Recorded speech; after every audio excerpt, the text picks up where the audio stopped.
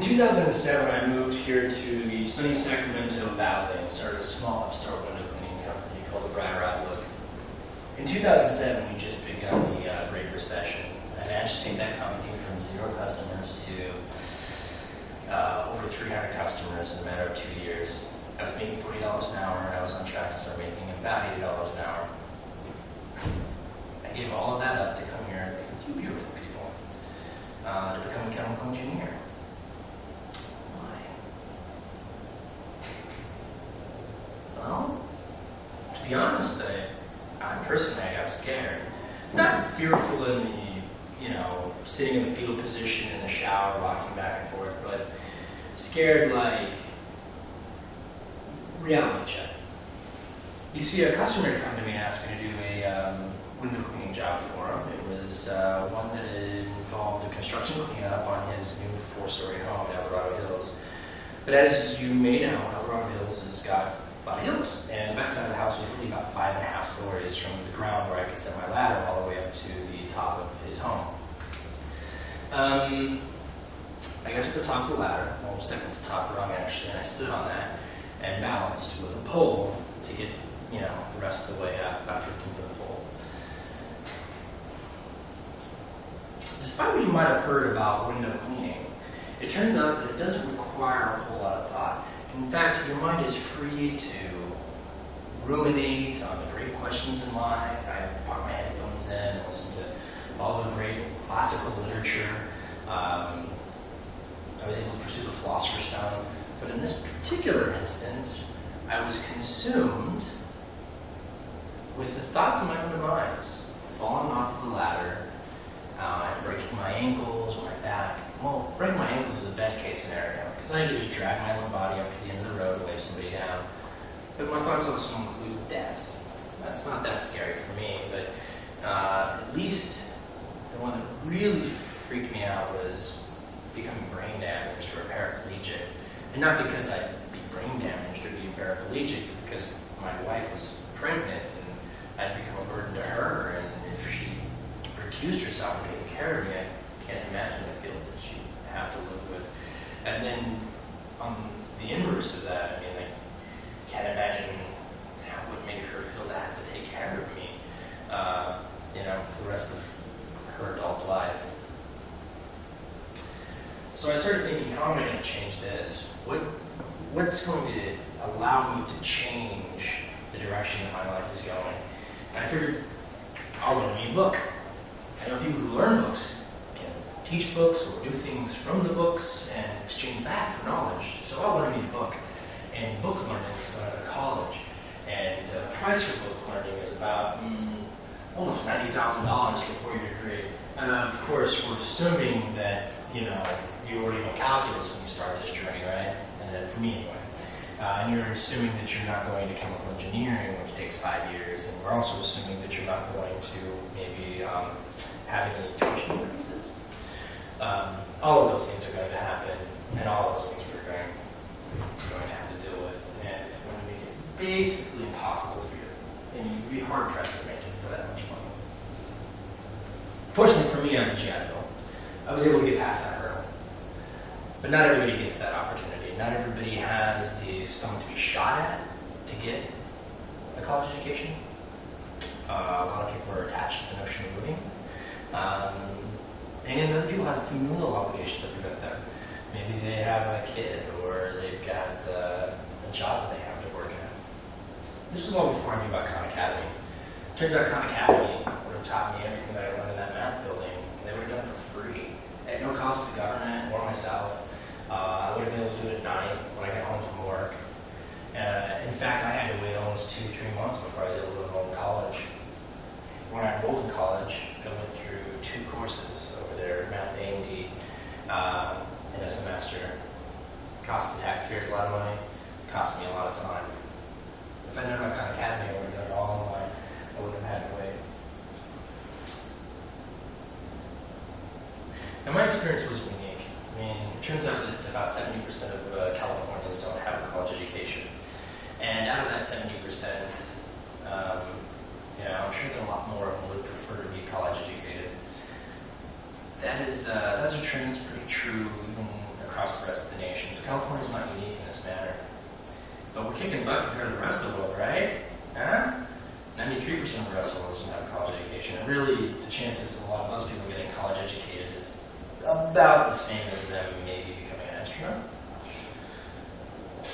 But maybe they don't want a college education. I mean, these 70% of the Californians, they don't really prefer to be college educated.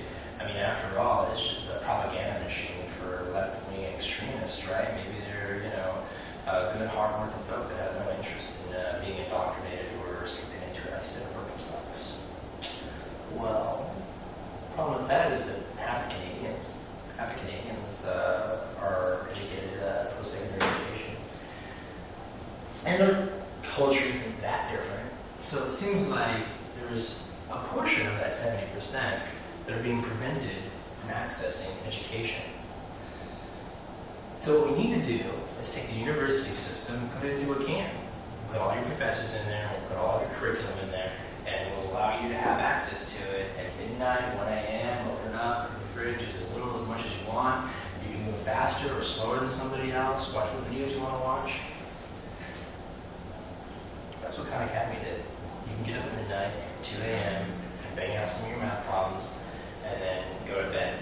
Or, you can go work all day long.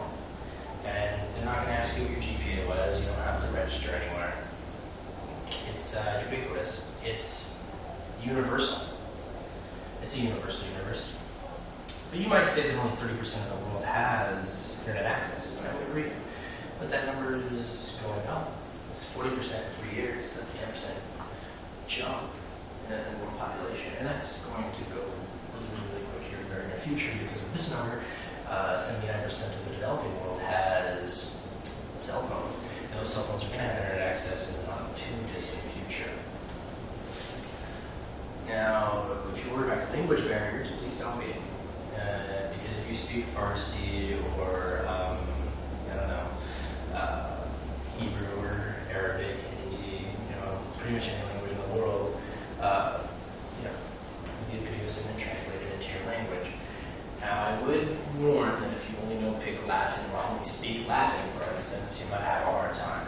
But you would have already figured that out by now.